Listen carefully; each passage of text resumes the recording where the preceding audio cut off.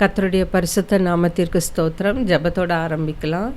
நேற்றும் இன்றும் என்றும் மாறாதவராய் இருக்கிற நல்ல தகப்பனே, இந்த அருமையான வேலைக்காக கொடான கொடி ஸ்தோத்திரம். கர்த்தாவே, நாங்கள் வேதாகமத்தில் பெண்களை பற்றி பார்த்து கொண்டு வருகிறோம். ஆண்டவரே, அவர்களிடத்தில் இருக்கிற நல்ல கருத்துக்களை தெரிந்து கொண்டு அதன்படி எங்கள் வாழ்க்கையில் நடக்க நீர் கிருபை தாரும்.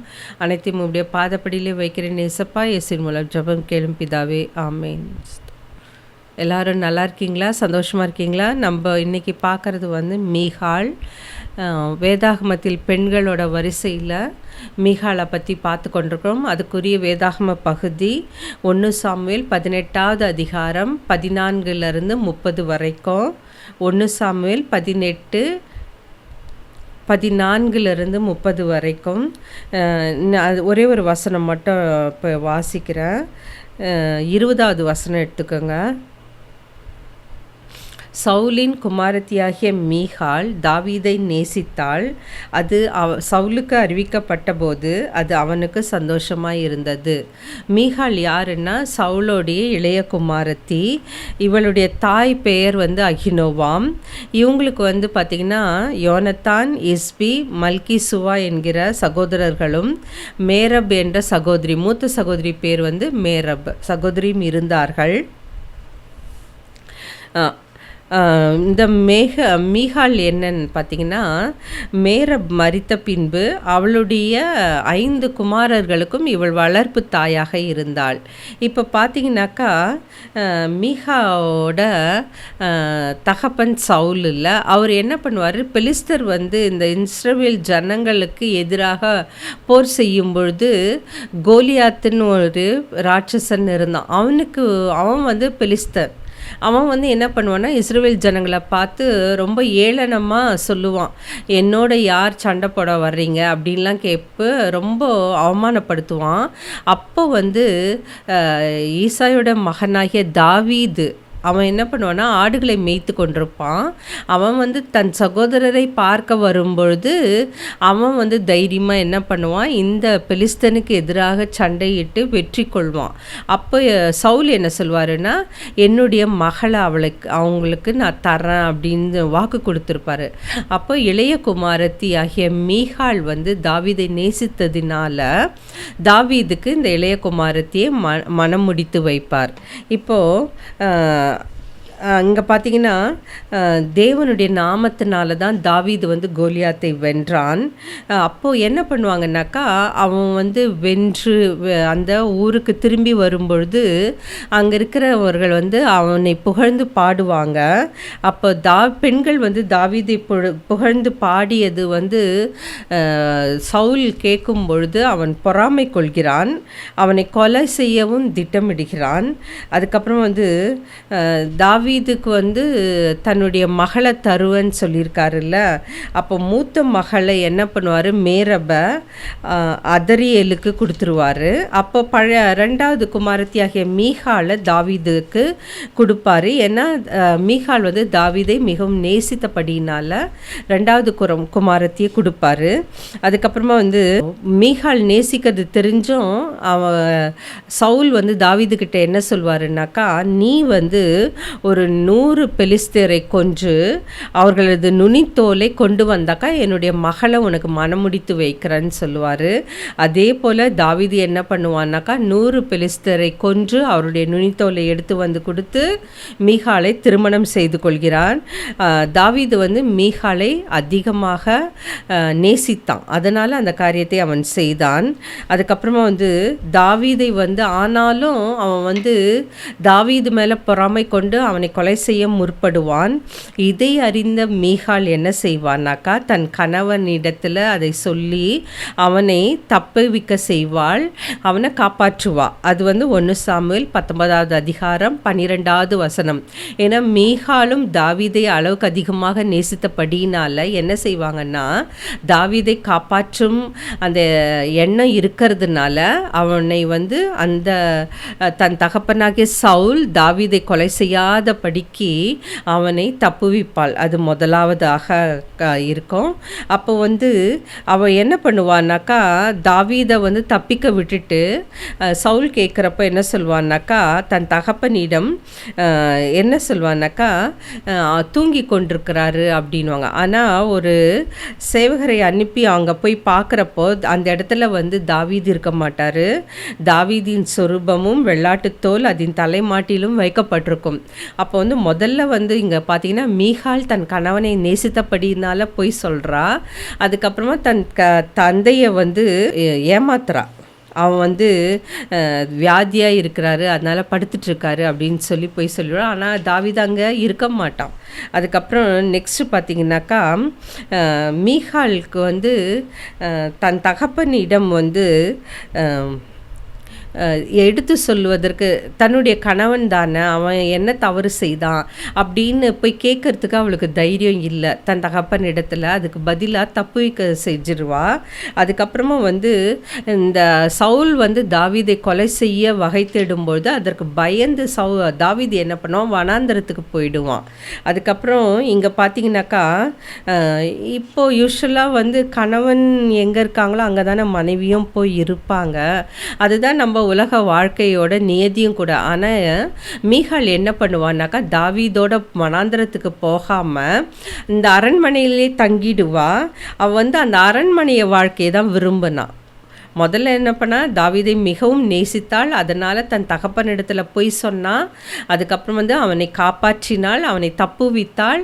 ஆனால் இப்போ தாவீது வனாந்தரத்துக்கு போயிடுவான். ஆனால் அவன் கூட வந்து தன் மீகாள் போய் போல மீகாள் வந்து அப்படி தன் கணவனோடு செல்லாதது வந்து அவங்களுடைய வாழ்க்கையிலே வந்து ஒரு பெரிய திருப்பு முனை உண்டாகிறது. அவள் வந்து தன்னுடைய வாழ்க்கையில் ஒரு பெரிய நஷ்டத்தை அது உண்டாக்குகிறது. என்ன பார்த்தீங்கன்னாக்கா, 2 பேருமே அவங்களுடைய திருமண வாழ்க்கை முறிந்து தாவீது வந்து அபிகயாலை மறுமணம் செய்து கொள்கிறார். அதே மாதிரி மீகாள் யாரை கல்யாணம் பண்ணிக்கிறாங்கன்னாக்கா, பல்தியேலை மணமுடித்தாள். பாருங்க, மீகாளும் தாவீதும் ஒருவருக்கொருவரை அதிகமாக நேசித்து திருமணம் செய்து கொள்கிறார்கள். ஆனால் தாவீது வந்து சவுல் தன்னை கொன்று விடுவான் என்று பயந்து அவன் வனாந்தரத்திற்கு சென்ற பிறகு மீகாள் அவனோட சொல்லாதனால இவங்க 2 பேரோட மன வாழ்க்கையும் முடிந்து போயிற்று. அப்படின்னா அவன் என்ன பண்ணுறான்னாக்கா, தாவீது அபிகயால திருமணம் செய்து கொள்கிறார், மறுமணம். அண்டு இங்கே பார்த்தீங்கன்னா பல்தியேலை, மீகாள் வந்து பல்தியேலை மணமுடித்து கொள்கிறார். அதுக்கப்புறமா வந்து சவுல் மரணம் அடைந்த பிறகு அவனுடைய சேனாதிபதியாக அப்னேர் என்ன பண்ணுறாருன்னா, தாவீதுக்கிட்ட ஒரு உடன்படிக்கை பண்ணணுன்றதுக்காக ஸ்தானாதிபதிகளை அனுப்புகிறார். 2 சாமுவேல் 3வது அதிகாரம் 13வது வசனம். அப்போ தாவீது என்ன சொல்வாருன்னா, நான் மனம் முடித்த அந்த மீகாளை வந்து எனக்கு திருப்பி அனுப்புமாறு கேட்குறான். அப்போ மீகாள் வந்து தாவீதிடம் வரும்படி அழைக்கப்பட்டு வந்தாள். அதுக்கப்புறமா வந்து இதுலேருந்து என்ன தெரியுதுனாக்கா, அவன் தாவீது வந்து மீகாளை அளவுக்கு அதிகமாக அன்பு செய்தான்றது இதை காமிக்கின்றது. அதுக்கப்புறமா வந்து இவன் வந்து தாவீது வந்து பார்த்திங்கனாக்கா, கர்த்தருடைய இருதயத்திற்கு ஏற்ற தாசன். இவன் ஒரு ஆடு மேய்க்கிற அந்த வம்சத்தை சேர்ந்தவன். ஆனால் கர்த்தரால் ராஜாவாக அபிஷேகம் பண்ணப்பட்டவன். அதுக்கப்புறமா இவன் வந்து நல்ல ஒரு துதி பாடல்களை எல்லாம் இயற்றினா, அதை வாசித்தான். அதுக்கப்புறமா அதை வந்து பாடி நடனமாடி கர்த்தரை துதித்தான். அந்த ஒரு ஸ்லாக்கியத்தை தாவீது பெற்றிருந்தான். அதுக்கப்புறம் வந்து அந்த உடன்படிக்கை பெட்டியை வந்து எங்கேருந்து எடுத்துகிட்டு வராங்கன்னா, ஓபேத் ஏதோமின் வீட்டிலிருந்து எருசலேமுக்கு கர்த்தருடைய உடன்படிக்கை பெட்டி எடுத்து வர்றாங்க. அப்பொழுது ராஜா என்ன பண்ணுவாருன்னா, சந்தோஷ மிகுதியில் ராஜாவாக இருந்தாலும் தேவனுடைய உடன்படிக்கை பெட்டிக்கு முன்பாக சன்னல் ஏப்போத்தை அணிந்தவனாய் அவன் நடனம் ஆடிக்கொண்டு வருவான். அந்த நடனம் ஆடிக்கொண்டு வருவதை தன்னுடைய மனைவியாக மீகாள் வந்து பலகனி வழியாக அதை பார்த்து கொண்டிருப்பாள். அதை வந்து பார்த்த உடனே அவள் வந்து தாவீதோடு சேர்ந்து அவளும் வந்து நடனம் ஆடிருக்கலாம், கர்த்தரை துதித்து இருக்கலாம். ஆனால் அவள் அப்படி செய்ய மாட்டாள். அதை வந்து ஒரு இழிவாக கருதி தாவீதை அவமதி அவமதித்தாள். 2 சாமுவேல் 6வது அதிகாரம் 16வது வசனம். அதுக்கப்புறம் வந்து தாவீது தன் வீட்டாரை ஆசீர்வதிக்கும்படி திரும்பும்போது மீகாள் வந்து தாவீதை பார்த்து என்ன சொல்வான்னாக்கா, அற்ப மனுஷரில் ஒருவன் தன் வஸ்திரங்களை கழற்றி போடுவது போல் தம்முடைய ஊழியக்காரருடைய பெண்களின் கண்களுக்கு முன்பாக தன் வஸ்திரங்களை உரிந்து போட்டிருந்த இஸ்ரவேலின் ராஜா இன்று எத்தனை மகிமைப்பட்டிருந்தார் அப்படின்னா கேவலமாக சொல்லுவா.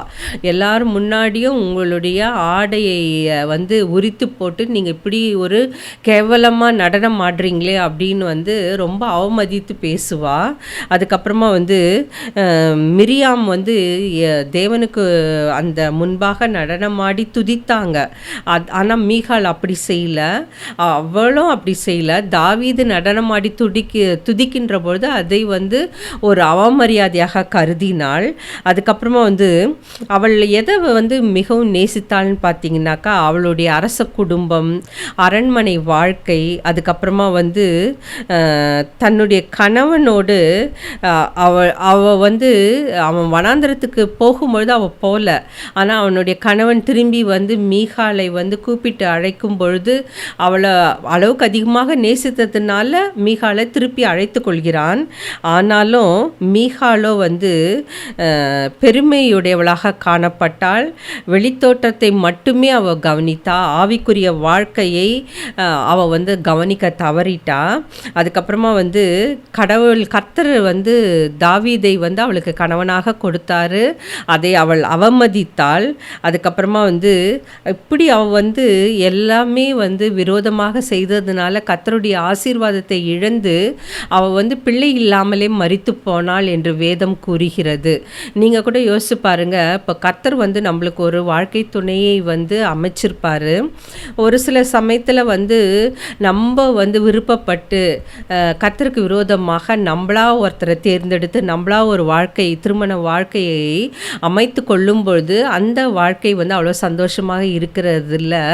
நிறைய நேரங்களில் பல பிரச்சனைகள் இருக்கும் வீட்டில். அந்த சில திருமண வாழ்க்கை வந்து முறிந்து கூட போகிறது. ஏன்னா நம்மளா சுயமாக தேர்ந்தெடுக்கின்ற அந்த உறவுகள் வந்து நிலைத்திருக்கிறதுல. ஆனால் கர்த்தருடைய சித்தம் அந்த இடத்துல இருக்கும்பொழுது, ஒரு பெண்ணையோ ஒரு ஆணையோ நம்ம தேர்ந்தெடுக்கும் பொழுது அந்த இடத்துல கர்த்தருடைய சித்தம் அறிந்து நாம் செயல்படும் பொழுது அந்த திருமண வாழ்க்கை நீடித்து காணப்படுகிறது. ஆனால் நம்மளா தேர்ந்தெடுக்கின்ற ஒரு சிலரோட வாழ்க்கையில் பார்த்தீங்கன்னா அது மன முறிவை கொண்டு வருகின்றன. அதுக்கப்புறம் மீகாள் வந்து இஸ்ரவேல் ராஜாவின் மகளாய் இருந்தும் தாவீதுக்கு மனைவியாக இருந்தும் அவளுடைய வாழ்க்கையில் பார்த்தீங்கன்னாக்கா தேவ ஆசீர்வாதம் கிடையாது. ஏன்னா அவள் வெளிப்புறமாக தான் ஒரு காரியத்திலும் ஈடுபட்டு காணப்பட்டாள். அதுக்கப்புறமா வந்து அவள் வந்து தன்னுடைய கணவனை மிகவும் நேசித்து அவனை காப்பாற்றினாள்.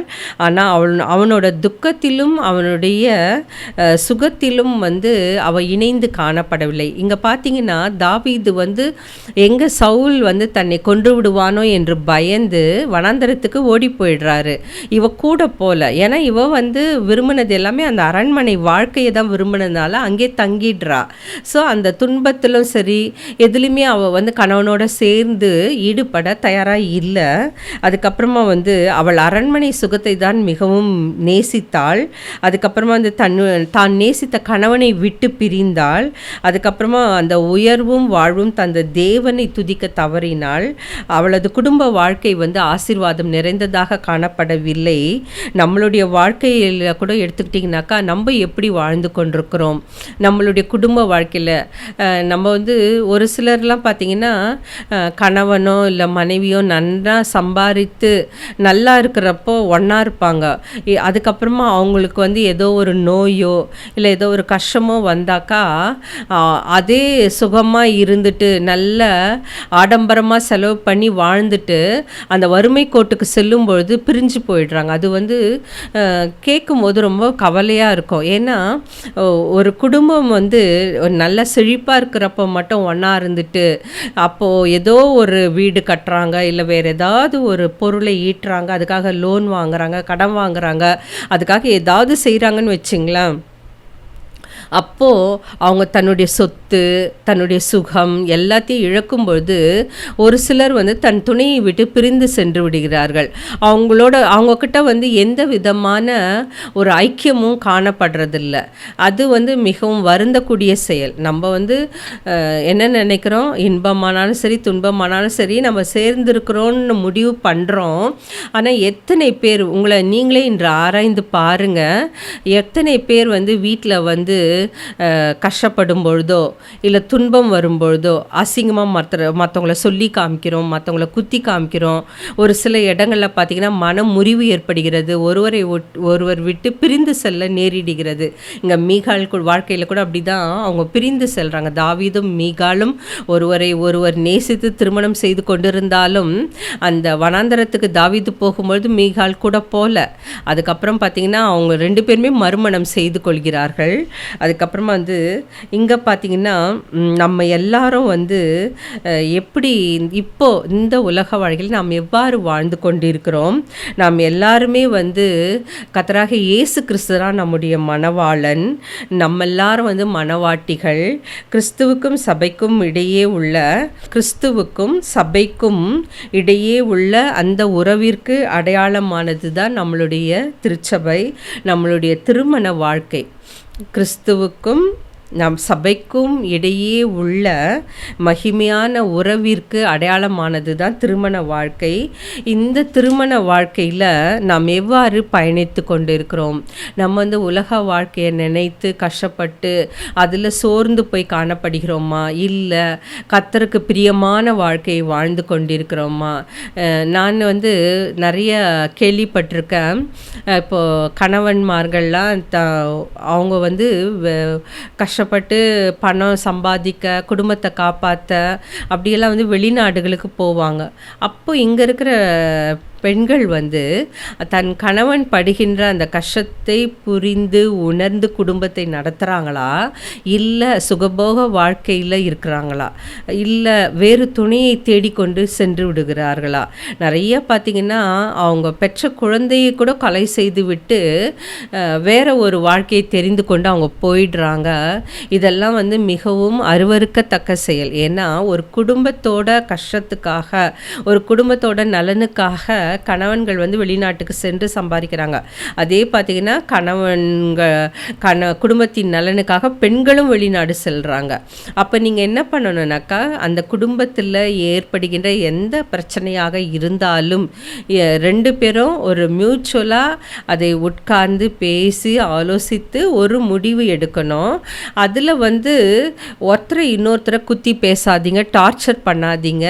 அந்த மாதிரி உங்கள் வாழ்க்கையை அமைந்தாக்கா அது மனமுறிவு கொண்டு வந்துடும். இப்போ மீகால் வந்து அரண்மனை வாழ்க்கை தான் வாழ்ந்தா. அதனால அவளுக்கு வனாந்தரத்துக்கு போய் தாவீதோட கஷ்டப்பட இஷ்டம் இல்லை. ஆனால் தாவீது வந்து என்ன பண்ணா, அவளை அளவுக்கு அதிகமாக நேசித்ததுனால்தான் அந்த உடன்படிக்கை பண்ணும்பொழுது கூட எனக்கு மீகாலை திருப்பி தரணும்னு கேட்குறான். ஸோ இந்த மாதிரி நேசிக்கின்ற ஆண்கள் கூட இருக்காங்க. நான் நிறைய நேரங்களில் பார்த்துருக்கேன். சில ஆண்கள் வந்து தன்னுடைய குடும்பத்தை மிகவும் அளவுக்கு அதிகமாக நேசிப்பாங்க, எல்லா வேலையும் செய்வாங்க, ரொம்ப அட்ஜஸ்ட் பண்ணி போவாங்க. ஒரு சில குடும்பத்தில் பெண்கள் அப்படி இருப்பாங்க.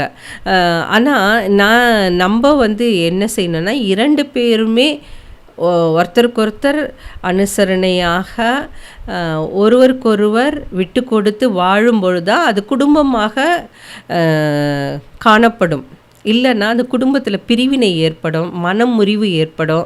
அதுக்கப்புறம் வேற ஒரு மறுமணம் செய்து கொள்கிறார்கள். அந்த இடத்துல வந்து அன்பு வந்து தணிந்து போகிறது. இந்த காலகட்டத்தில் பார்த்திங்கன்னா நிறைய இடத்துல பார்த்திங்கன்னா அன்பு கிடையாது. ஏதோ கல்யாணம் பண்ணிட்டோமே அப்படின்ற காரணத்துக்காகவே சேர்ந்து வாழ்ந்து கொண்டிருக்கிறார்கள். இல்லை பிள்ளைகள் இருக்காங்க அதுக்காக சேர்ந்து வாழறாங்க. எத்தனை பேர் அந்த குடும்பத்தில் சந்தோஷமாக இருக்கிறாங்க, சமாதானமாக இருக்கிறாங்கன்னா அது கேள்விக்குறியாகவே காணப்படுகிறது.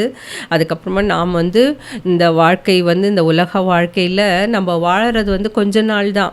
இது எவ்வளோ நாள் நீடிக்கும்லாம் நம்ம சொல்லவே முடியாது. அதுவும் இப்போல்லாம் பார்த்தீங்கன்னாக்கா ரொம்ப ஏர்லி டெத்து, 50 வயசில், 60 வயசில், 40 வயசில் அப்படியே ரொம்ப ஏர்லியராகவே வந்து மரணம் வந்து நிகழ்கின்றது. ஸோ அந்த குறிப்பிட்ட அந்த காலத்தில் நம்ம எப்படி வாழறோம், கர்த்தருக்கு உகந்ததாக வாழ்கிறோமா, அவர் சொல்கின்ற வழிகளில் வாழ்கிறோமா, அவருக்கு பிரியமான வழிகளில் வாழ்கிறோமா என்பதை நாமளே ஆராய்ந்து பார்க்க வேண்டும். நானும் என் வீட்டாரும் என்றால் கர்த்தரையே சேவிப்போம் என்று நாம் ஒரு உறுதுணை, ஒருவருக்கொருவர் உறுதுணையாக இருந்து அந்த அந்த பிரமாணத்தை ஏற்றுக்கொண்டு வாழ கற்றுக்கொள்ள வேண்டும். ஸோ நம்ம இன்னைக்கு பார்த்த மீகாள் தன் கணவனை நேசித்தாள். அதற்காக தன் சொந்த தகப்பனிடத்தில் பொய் கூறினாள். ஏன்னா அவனை காப்பாற்றினாள். தாவீது சவுல் கொலை செய்யக்கூடாதுன்னு அவனை தப்புவித்தாள். ஸோ இதில் அவ்வளோ பாசம் நிறைந்தவளாக காணப்பட்டாலும் அவன் வனாந்தரத்துக்கு போகும்போது இவ கூட போல. ஏன்னா இவ வீட்டிலே இருந்துட்டா, அந்த அரண்மனையிலே தங்கிட்டு அந்த அரண்மனை வாழ்க்கையை விரும்பினால் தான் அவள் மறுமணம் செய்து கொள்கிறாள். ஏன்னா இந்த இடத்துல பார்த்திங்கன்னா மீகாள் நினச்சிருந்தா, ஒருவேளை வேதத்தில் இதை பற்றி கூறப்படலை, ஒருவேளை நினச்சிருந்தாக்கா தாவீதோடு போயிருக்கலாம், தன் தகப்பனிடத்தில் ஒப்புரவாக ஏதாவது ஒரு சமாதானம் பண்ணி பேசியிருக்கலாம். அந்த மாதிரி எந்த ஒரு கருத்தும் இங்கே கூறப்படவில்லை. அதற்கு மாறாக பார்த்திங்கன்னா 2 பேரும் பிரிந்து மறுமணம் செய்து கொள்கிறார்கள். இந்த நிலைமை தான் இப்போ நம்ம நாட்டில் நம்ம வாழ்கின்ற இடத்துல காணப்படுகிறது. எல்லாருமே ஏதோ ஒரு பிரச்சனையாக யாருமே விட்டு கொடுக்க தயாராக இல்லை, யாருமே அட்ஜஸ்ட் பண்ணி போக தயாராக இல்லை. உடனே என்ன பண்ணுறாங்க, பிரிஞ்சு போயிடலாம் அப்படின்னு ஒரு முடிவு எடுத்துடுறாங்க. நம்ம உட்காந்து யோசிக்கணும் சில காரியங்கள்லாம். இப்போ உங்களால் ஒரு சில வீட்டிலலாம் பார்த்திங்கன்னா ஆண்கள் ரொம்ப பிரச்சனை பண்ணுவாங்க. அதுக்கப்புறமா ஃபிசிக்கல் டார்ச்சர் இருக்கும். அதுக்கப்புறமா ஒரு சமாதானமே இல்லாமல் இருக்கும். அந்த மாதிரி இடத்துல நீங்கள் பிரிந்து போகிறது நான் அதுக்காக பிரிந்து போங்கன்னு சொல்லலை, பட் பிரிந்து போகக்கூடிய அந்த சந்தர்ப்பம் ஏற்பட்டால் நீங்கள் சபையில் பெரியோர்கள், அதுக்கப்புறமா மூத்தவர்கள் இருப்பாங்க, சொல்லி அதுக்குரிய ஒரு சொல்யூஷனை நம்ம தேடணும். அதே மாதிரி சில இடத்துல பார்த்திங்கன்னா பெண்கள் அந்த மாதிரி நடப்பாங்க, ரொம்ப டார்ச்சர் பண்ணுறது, அதுக்கப்புறமா சின்ன சின்ன விஷயத்துக்கெல்லாம் ஆர்கியூ பண்ணுறது, அதுக்கப்புறம் தன்னோட சைடு மட்டும் நல்லா, அப்படின்னா இப்போ ஒய்ஃப் இருந்தால் ஒய்ஃப் சைடு மட்டும் தன்னுடைய பிள்ளைகளை பழக விடுறது, அதே ஹஸ்பண்ட் சைடு பழக விடுறதில்ல. இந்த மாதிரி நிறைய முரண்பாடான கருத்துக்கள் நிலவுகிறது. அப்போ அந்த குடும்பத்தில் நம்ம ஆண்களும் பெண்களும் சரி ஒருவர் புரிந்து கொண்டு என்ன பிரச்சனைன்றதை தெளிவுபடுத்தி அதில் அவங்கக்கிட்ட என்ன குறை இருக்குது. எப்பவுமே நம்ம ஒரு காரியத்தை செய்கிறோன்னாக்கா நம்ம அந்த காரியத்தை செய்யும் பொழுது அது எதற்காக அந்த காரியத்தை நம்ம செய்கிறோம், அந்த வீட்டில் என்ன சூழ்நிலை, ஒரு முரண்பாடான சூழ்நிலை நிலவுகிறதா, அதை எப்படி சரி செய்யலாம், அந்த மாதிரியெல்லாம் தான் நம்ம யோசித்து நம்ம முடிந்த வரைக்கும் கர்த்தருடைய வழியை பின்பற்றி நடக்க நாம் அதற்காக முயற்சி செய்யணும். ஒரு சிலர்லாம் ஒன்றுமே முயற்சியே செய்ய மாட்டாங்க. கருத்து வேறுபாடு வருதா, பிரச்சனை வருதா, உடனே 2 பேருக்கும் ஒத்து வராது, நம்ம பிரிஞ்சிடலாம் அப்படின்னு நம்ம விலகி போயிடுறோம். ஆனால் கர்த்தர் இப்போ ஒரு திருமணத்தை கர்த்தர் ஏற்படுத்துகிறாரு, கர்த்தரால் அது முடிவு செய்யப்படுகிறது அப்படின்னாக்கா கண்டிப்பாக அந்த திருமண வாழ்க்கையில் எந்த முறிவும் ஏற்படாத வண்ணம் கர்த்தர் கண்டிப்பாக அங்கே செயல்படுவார். ஆனால் நம்மளா விருப்பப்பட்டு நம்மளா ஆசைப்பட்டு ஒரு திருமண வாழ்க்கையை அமைத்து கொள்கிறோம். அந்த இடத்துல கடவுளுடைய சித்தம் இல்லை, எல்லாமே நம்மளுக்கு ஆப்போசிட்டாக நடக்குது, எல்லாமே நமக்கு விரோதமாக நடக்கும் பொழுது நம்ம அந்த நேரத்தில் நம்மளுக்கு என்ன ஒரு முடிவெடுக்கிறதுனே தெரியாதுல்ல, ரொம்ப கஷ்டப்படுவோம். நம்ம செய்கிறது தப்பா கரெக்டான்னு கூட தெரியாது. அந்த மாதிரி இடத்துலலாம் நீங்கள் கர்த்தர் இடத்துல ஜெபம் பண்ணுங்க, நல்ல ஆலோசனை கேளுங்க, வேதம் வாசிங்க.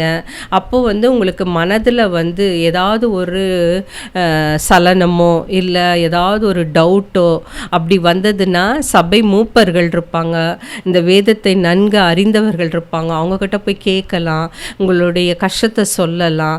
இல்லை எனக்கு யார்கிட்டையுமே எதுவுமே சொல்ல பிடிக்கல அப்படின்னா கர்த்தரிடத்தில் கேளுங்க. அவர் வசனத்தின் மூலமாகவோ இல்லை ஒரு கனவு மூலமாகவோ இல்லை ஒரு நபர் மூலமாகவோ கண்டிப்பாக நீங்கள் என்ன செய்யணுன்றதை உங்களுக்கு தெளிவுபடுத்துவார். ஸோ நம்ம கர்த்தருடைய கட்டளைக்கு கீழ்ப்படிந்து அதன்படி நடக்க நாம் முயற்சி செய்வோம். இன்றைக்கி பார்த்த மீகாலில் அவங்கக்கிட்ட இருக்கிற இந்த நல்ல பண்புன்றதை விட அவங்க என்ன ஒன்று பார்க்கலாம், கணவனை அதிகமாக நேசித்தார்கள், அவர்களை திருமணம் செய்து கொண்டார்கள். ஆனால் அதுக்கப்புறம் அவங்களுடைய வாழ்க்கை நல்லதாக அமையலை. ஏன்னா அவங்க தன்னுடைய நம்ம நல்லா இருக்கணும், அரண்மனை வாழ்க்கை வாழணும், சுகபோகமாக வாழணும், அதில் தான் இருந்தாங்களே ஒழிய கணவன் படுற கஷ்டத்தில் நம்மளும் ஈடுபடணும், நம்மளும் உதவி செய்யணும், நம்மளும் அதில் ஒரு அங்கமாக வாழணும்னு அவங்க நினைக்க தவறிட்டாங்க. ஸோ இன்றைய பெண்கள் என்ன செய்யணுன்னாக்கா, குடும்பத்தில் உங்களோட பங்கு இருக்கணும்.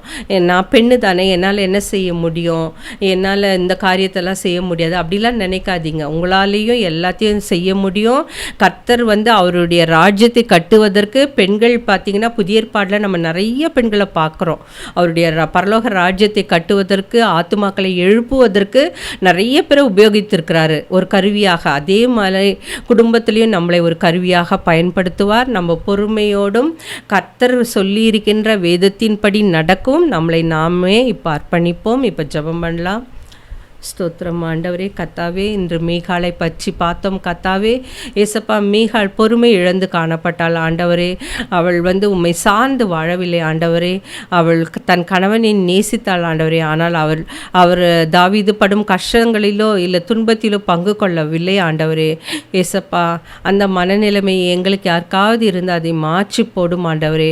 நாங்களும் ஒரு மனமாக சேர்ந்து ஒரு காரியத்தை செய்ய நீர் எங்களுக்கு உதவியாயிரும் கத்தாவே.